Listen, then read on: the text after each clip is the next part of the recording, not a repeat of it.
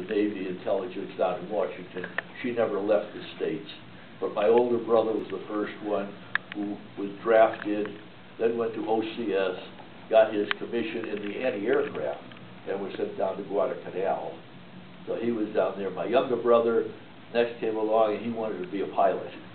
So he went into the Air Corps, he got his pilot, and they sent him down to India, down to fly over the hump from India to China, back and forth. And then I was the other one. I was the lucky boy who got into the infantry, and I was with the infantry for the whole war until I finally was discharged in September of 1946, and I have not been involved in the Army in any way since then.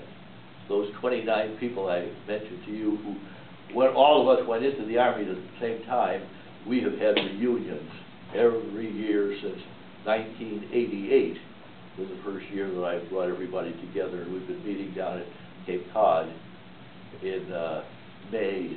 It was good to see everybody, but now just, as far as I know, there are only two of us still living. One lives in Needham and goes to Florida in the winter, and I live in Wellesley. So that's how time has caught up. I think I told some of the boys earlier that I had my 90th birthday last Halloween. I was born in 1922.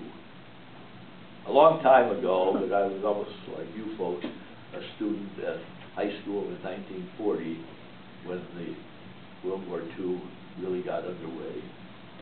Do you want to tell them a little bit about what the daily life was like when you were fighting, you know, digging foxholes and not being able to change your clothes for weeks? Yeah, that's that part. My daughter is a great help here because she has been following my stories for the last 20 years, and she knows it as well as I do. But some of the interesting parts is, it's never discussed, but with the infantry, when you go into combat, you go in with what you have on.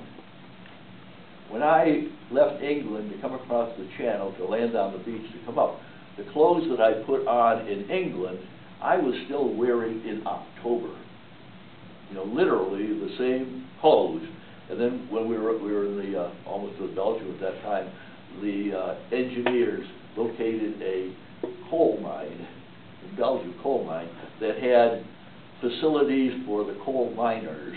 That at the end of their day, they would come up and go into this nice warm shower, and they had taken off their street clothes when they came to work in the morning and put on their work clothes to go down.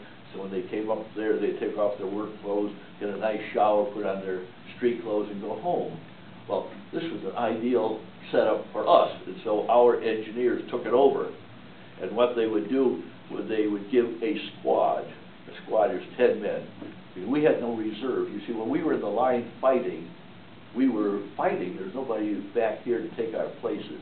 We fought. So from the day we went into combat until really the war ended, we were in combat. I never had a weekend pass or a trip back to Paris or such during the war. The infantry, which was in the front lines, were there, and we were there, so that we just stayed put. And that's what happened with the clothes. You didn't have a chance to change your clothes, but every 2 to 3 months, they would get a facility like a shower. We'd come back. I still think lovely of it. You go in, and you strip down everything. You kept your shoes and your helmet and your guns. They were, but you just stripped down, went in, and had about 10 or 15 minutes of that thriving water. Whoa, wonderful. And then as you came out the other side, it was like going into a supply room. You had the trousers, the shirts there. You'd pick up a whole new set of you had 2 pairs of socks. That's the only thing you had double. 2 pairs of socks. And you'd come out the other, put on this, and you'd think you were in heaven. Close thing. And you'd go on for, now once again, a couple of months. Because I know I was talking to a group at one point and mentioned this, and one of the fellows said, I was in Italy, and we had to go 6 months before we could change our clothes. They were having more trouble getting clothes up in Italy. So, did you hear? Now, just, I know I talk about a different world entirely, but when I hear of some of these ladies who want to be in combat units, and I think, I know it's not the same combat unit today that we were, but I don't think the women could last overnight, because they were, if we fought in the woods, forest, or the foxholes, we slept in that foxhole. We came back to get our food, came back to the foxhole to eat within it. We were within a couple of 100 yards of the Germans during the entire time of combat. And so our biggest thing was just to keep ourselves unseen, because as long as we didn't show anything, the German wouldn't shoot at us. And likewise, we didn't shoot at the Germans until we were about to capture another village. And that was the way we fought in Europe. The villages that France had and Germany had, because they were developed in the feudal stages when everybody wanted to live close together, and they had the pasture land for the animals and the vegetables on the outside. You'd have one village here, another village here, another. And so when we went to war that way, we would capture this village, then we'd capture that village. So those were our targets for each of our, and we could move ourselves forward. But wherever we were at that moment, the end of the day, that was our night. That's where we slept that night. That's where we would get our breakfast in the morning when it was brought up to us. But as I say, we're never going to have another war like World War II, so we don't have to worry about those things.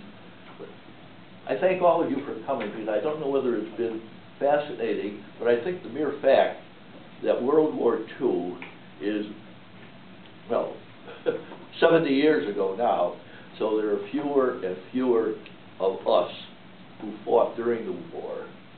And there have been so many people who talk about how they participated in World War II, but really they had nothing to do with the war as such, but they happened to be in existence with other activities going on at that period of time.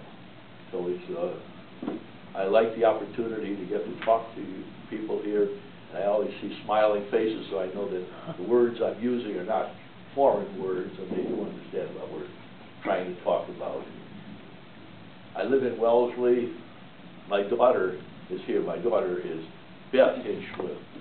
She writes for the Townsman on occasion, and she wrote the history of Wellesley, the 5 pounds.